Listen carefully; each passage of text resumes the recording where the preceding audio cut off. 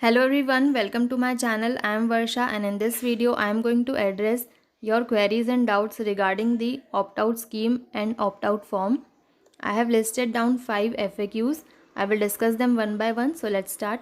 The first FAQ is that whether you have to take a printed or handwritten application for the purpose of uploading. So here you will find a format. Here it is clearly written that you have to take a printout of it. In case you cannot take a printout, then you have to write the exact words in your handwriting, self-attest, scan and upload. So it is quite clear from here. Second FAQ is regarding whether any proof is required to be attached or not. So no proof is required to be attached. You only have to fill this form and then upload it. You can watch my video on this.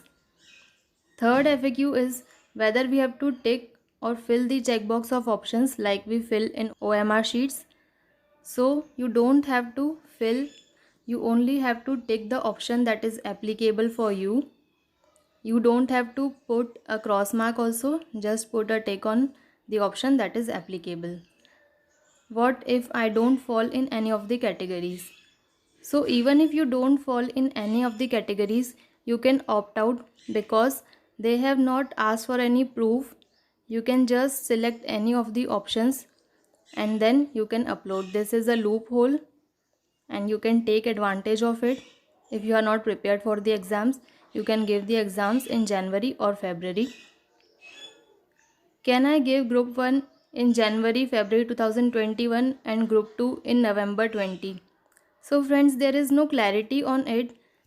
If we see this notification of ICAI dated 7 November 2020, it is clearly written in this second part of the second point that if a student appears for all papers in a group and subsequently opt out for other group for any of the reasons, then the group in which he has appeared shall be taken as completely appeared and the student has to write other group in the next exam cycle.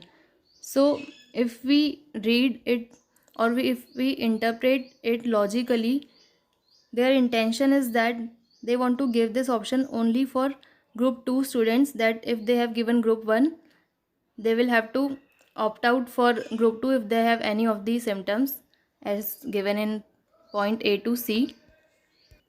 But if we interpret literally, then you can opt out from the first group and then you can give the second group and you can give the first group in January or February.